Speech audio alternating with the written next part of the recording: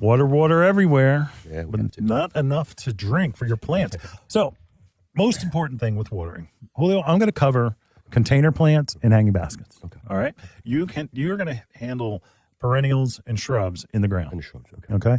All right. First of all, you go and you buy these beautiful containers and mixed containers that you put outside on your patio, or you put them on your front porch, or you give them as a gift. More importantly, they need to get water, but they don't need water all the time. You need to let them dry out a little bit. You need to water them when they go dry. You take your index finger probe. That's used in containers, but it's also used with your shrubs and perennials, right? Yep. So you take your finger and you put it in, and you can even take a pinch of soil out and see if it's dry or is it wet. About 1 inch to 2 inches down, if it's dry, it's time to water. But how do I water? You have to water enough, okay, that the water goes through the drainage holes on the bottom and overflows the rim on the top. Now, we're not talking house plants. It's a little more touchy, but we're talking about your outdoor patio pots and hanging baskets. Now, why is that? You can get tricked into thinking that you're watering your plants, but you're not. When a plant dries out, especially when we're hitting, I mean, we've hit 80 a couple of times this week. When we're hitting 80 and 90 degrees, but there's, low humidity, the soil ball that's in that pot shrinks. And it allows a gap to form between the edge of the pot. Now, all of a sudden, you're watering. It's like, oh, yeah, it's coming out the bottom. Everything's fine. No. It has to expand that soil, plug that gap, and then overflow the top so that that water percolates through the root ball, not going around the sidewalls of the pot, right out the drainage holes. That is essential. And you want it to be dry before you water it. You don't want to keep it wet. Like there are some plants that want to be moist but not wet. Coleus and impatiens. And if your New Guinea impatiens or sun patients or double impatiens or regular impatiens kind of wilt down, they're fine. They're fine because they spring back up without any damage. So you don't really need to be watering all the time, but you do need to make sure that you water thoroughly, more at one time and less often.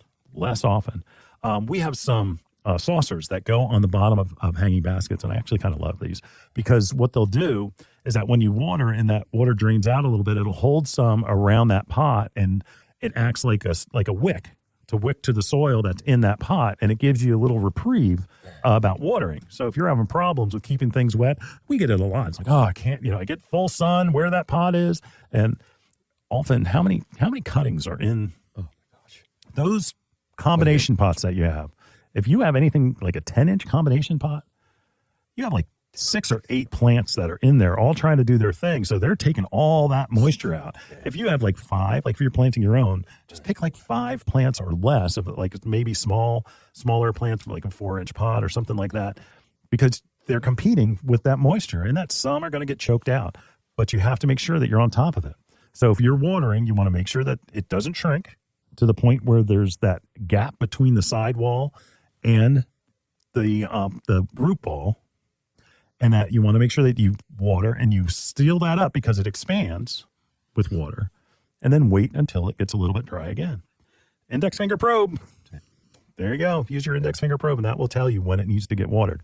Any of your plants that are in containers, doesn't matter if they're hanging baskets or they're patio pots, or even if you have shrubbery that are planted in containers, roses, you name it. Any of the containers, you want to let them dry out a little bit before you water them, because water also will bring disease in you. And that's another show. Mm-hmm. Boy, what do you got? I'm planting in my landscape. Yes. I got a sprinkler system. Yeah, right. I got a sprinkler system. That'll take care of it. One of the things, again, high standards of where Bloomers is, and we go by that, is not only do we show you how to plant, but we also show you how to water. Right. That's the last step. Now, when I had a woman the other day, and she said to me, okay, is that it? I said, do you water? She says, yeah, every day. Uh-huh. I said, whoa, hold on now. We can't do that. Just think of yourself going into the shower and spending all day, every day. You have wrinkles all over your place. At the buffet, that's what you're doing. You're going to the buffet all day, all you can eat. Yeah, that's it. You're drowning. So one of the things I always recommend is a soaker hose around your landscape. You only have to turn on the hose in your water spigot for at least half an hour. That's Timers. Yeah. Put a timer on your soaker hose. That's happened to me. I've let it go on all day. Yeah. But, if you set a timer that it's on for 4 hours, and then it goes off. And that now the timers are so sophisticated that you could have it like skip a day or skip 2 days, but you have to develop that pattern. Right. So in the ground, like how often, like this is the question we always get, how often should I water? Well, again, use your index finger to know that, because, you know, the environment changes so much, especially in the heat, and then you have the wind. Right. Rain, yeah, it rains all day, you know, you get overwater that way. So my rule of thumb is once a month with shrubs. And then perennials. Once a month? I mean, what did I say, once a month? He said once a month, folks. Rewind the tape. Once a week. Once a week. Once a week. And then perennials, you got to check them because they're all a little different. A lot of perennials treat like annuals, and when they're getting started, after they're established, you can kind of let them go. But to get them started, you're going to need to water them. You know, like you said, you just got to check, and you develop a pattern. You know, just like on the containers, just on shrubs, it's the same thing. It's like every third day I water. Okay, I understand. And if we get rain, I don't have to water, so I skip a day. And that's the kind of watering that you want to do. Yeah. But just to make it easy, you use that soaker hose. Yeah, use it all the time. Yeah. So more water at one time, less often. Oxygen around the root system of the plant is essential, so you don't want to keep them wet. Right. So more at one time, less often. That goes for your lawn too. Yeah. Right? Yes, sir. Yep. If you've got questions about watering, we want to hear you on the hotline. Yes.